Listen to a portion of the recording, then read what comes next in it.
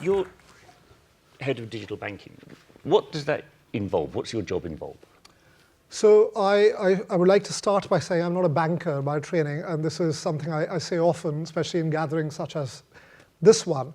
I joined HSBC with a non-traditional background from a startup, and my job, therefore, is to shake the incumbency that you would find in a place like HSBC and take it into the new era. So the job then is to do product management as you would do in a technology company, to do digital marketing as you would do in a technology company, do growth hacking as you would do in a technology company, and then also establish new ways of working.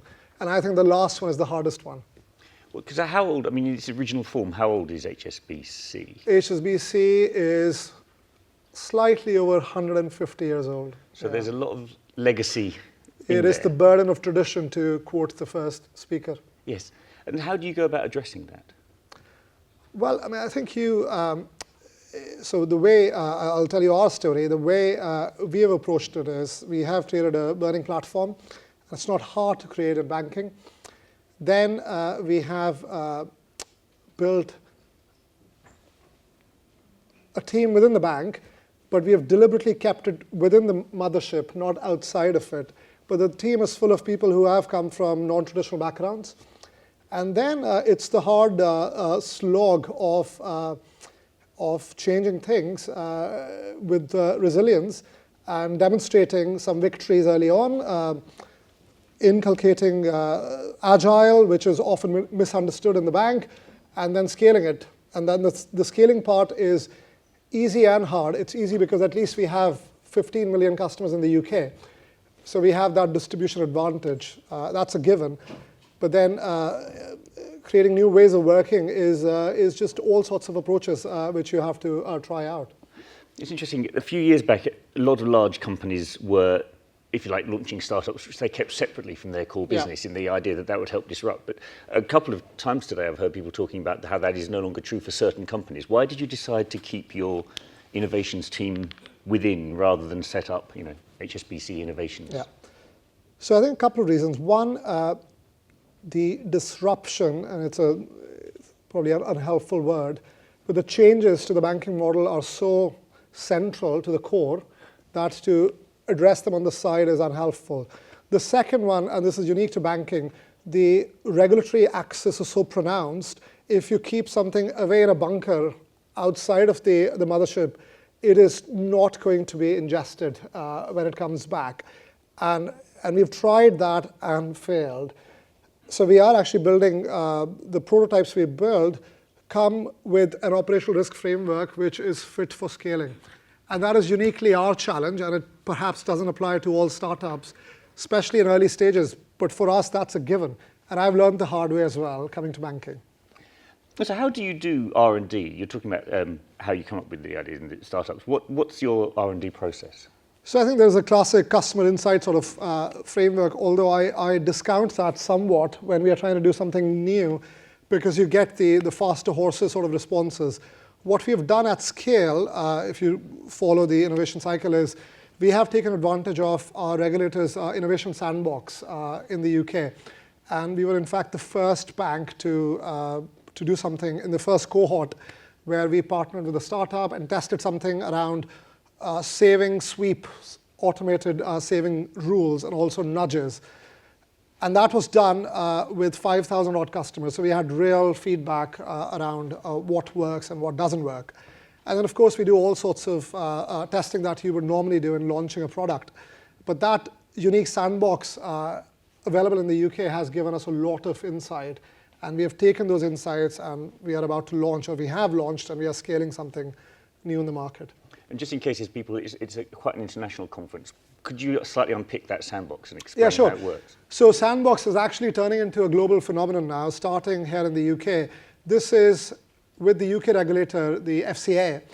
You can apply to join a sandbox, which means you are partnered with a compliance specialist who will then, if applicable, give you dispensation to try out new things. So in our case, for example, this is pre-Robert Weiss era in the UK. We tried nudging customers to take their excess cash deposits and put them into some sort of investment route.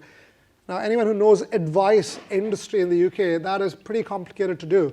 But we could do it in that small test because we were in the sandbox without going through the rigmarole of every single permission, which our bank compliance colleagues actually love doing as well. So you can short circuit our own internal processes quite a bit. And actually that to me is the bigger advantage of being in a sandbox. And does that connect to the idea of connected money? How does that work for you? So connected money is the start of a journey for us to make banking much more engaging. And going back to the sandbox, yes, we've tested the ideas which form the basis of connected money in 2 cohorts, and now connected money is live in the market. It's an app which is designed to restate customer relationship when it comes to banking. Coming in, I came in with the goal of turning banking engaging overnight. But what I found the hard way is it's actually a very low engagement category. It's quite dull. And people don't want to talk about banking. There is a clear deficit in financial capability across the spectrum of people, whether it's saving adequately, whether it's optimizing our investments, saving for a house, or any financial goal. People dread looking at their money, including myself. Connected Money now is an attempt to restate that by creating an app which does a few simple things. One, using open banking, it allows you to see all your money in one place. Then it's designed to coach you around your spending. And that is not done with very traditional sort of financial management, cognitive overload of pie charts, line graphs going left and right. It's done through timely nudges, notifications. And then the third part, which we are still working on, is what does that look like if it were to become the financial hub for a customer's life? And that's where we are doing a few tests with our other brand, First Direct. First Direct, I remember staggering out of a nightclub in the mid-90s in London and seeing that you had a great poster sign saying, "We're still up," which I thought was a canny bit of marketing. Now you're all over Waterloo Station. What does First Direct, it's an early fintech, I guess. What does that give you, and what are you doing with it? Yeah. So First Direct, people forget, is one of the first challenger brands in the UK. And it is branchless, but it's really a contact center. And we are changing that. And First Direct is now, it's still ranked very high in customer love recommendation, and that's the Waterloo ad campaign. But the opportunity with First Direct is to do even more radical experiments around what banking could look like. And that's where we are working with a startup called Bud to, again, do a test in the innovation sandbox to try out marketplace banking, where, and this is quite radical for HSBC to do, we are offering third-party products, services through the Bud Artha app, which, as you can imagine, the conversation internally, it's why would you do that? Isn't that cannibalistic? The obvious objections. And what we are finding is that it's still too early for that sort of banking model to take shape, partly because it's not being done well. It's not as seamless, integrated in your transaction stream. It still sits as a static tile in an app. But customers get confused if First Direct offers Amex card in the app run by First Direct. And we are learning as we go along. And the resistance is coming more from the customer than from internally. The First Direct is now on board with having these experiments, if you like. Yes, First Direct, we are trying. Customer adoption of that is still not clear. Open banking as a term is very unhelpful. When we have surveyed people don't want their bank accounts to be opened. In fact, quite the contrary, they want it to be closed. And there are real security concerns. And when you go into open banking echo chambers, conferences, people assume that it's a well-known phenomenon, but it's far from it. Yeah, so there is that, but that is not to say that someone can't come along and actually create that experience, which is that 10x better, faster, more intuitive one. We are trying with First Direct to do exactly that. You've spoken about startups a couple of times today. What's your relationship with startups? How could some of the fintech startups here talk to you? So I think fintech, as we all know, is not a monolith. In fact, at any point in time, there are about 300 startups percolating in the HSBC ecosystem. at different stages, and around 100 and 150 are actually working with us. And our relationship is manifold. We have partnerships, we have investment route, and we also have, or will have, a developer portal to partner with startups, the long tail of startups. And so, do you go looking, or do people come to you? Do you hold calls? What's the first step in the relationship with? So it's a combination. Actually, my colleague is there who's judging the next round. Diana, who's responsible for doing exactly that. And then, of course, we have a strategic investment arm, which is designed to make investments in startups. So it's inbound, outbound, both. And looking across the startups and the people approaching you and the way things are going in the future, we just saw blockchain unpicked. Is that something that HSBC takes seriously? What do you think that will develop into? Yeah, so I think you mentioned R3, and HSBC did showcase a great example of a use case of DLT, not blockchain particularly, but DLT on trade finance digitization. And I think that's a big spot for us, and we are experimenting heavily in that space with a view of cost efficiencies, which was your first point. So that's the space we're looking at. And do you see it entering the customer space, I mean the personal customer space? Well, we are not facilitating that, but we are actively looking at DLT in all other areas, in investment banking as well as trade finance, but not on the cryptocurrency end now. And so what about something like AI? How does that fit into your view of what's next, and how will it work in how banking work in that world?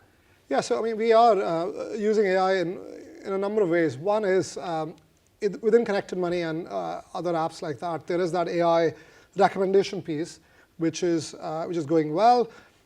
Then we are also trying to reimagine customer service through chatbots. Who isn't? And we are trying as well. But there are real ethical conundrums around the use of AI in financial services. Explainability is a big topic. If you are doing credit risk assessment using AI-based models, you actually have the legal mandate to go and explain decisions if it were to come to that. The issue of biases on conduct, that is a real topic for us, and we need to tread carefully in applying AI accordingly. And of course, there is the disadvantage of being an incumbent. We have a huge workforce. There's a lot of consternation around the specter of AI taking over jobs, which is often overstated, but we are mindful of that discussion.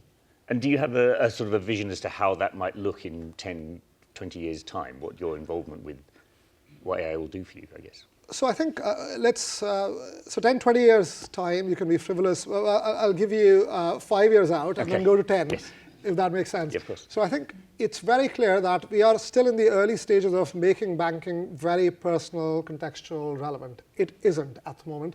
There are many interesting challenger banks in the UK who are doing that. And I think now the technology is there in the next 3 to 5 years to make it absolutely seamless, where you can do automation to a large degree, where money gets managed for you seamlessly. And in that sort of world, there is a trusted partner who's in the middle. And we think that banks, incumbent banks like us, will play a key role in being in that hub. And that's the next 5 year sort of vision.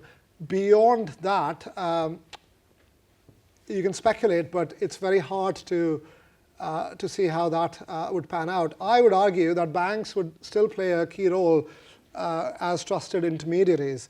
Now, the nodes in the value chain will disappear, but we do think, and when we poll our customers, whether millennials or otherwise, there is that trust paradox. Our reputation globally as a sector has been battered, but when it comes to trusting someone with your money and identity, we do score high. And I think that is the role that banks will continue to play. And with a balance sheet, lend on top of that. And you were talking about global, and it would be remiss of any journalist to sit on stage with someone at HSBC and not ask how you see Brexit will impact your immediate future. Does the digital world step past those barriers? Are you worried?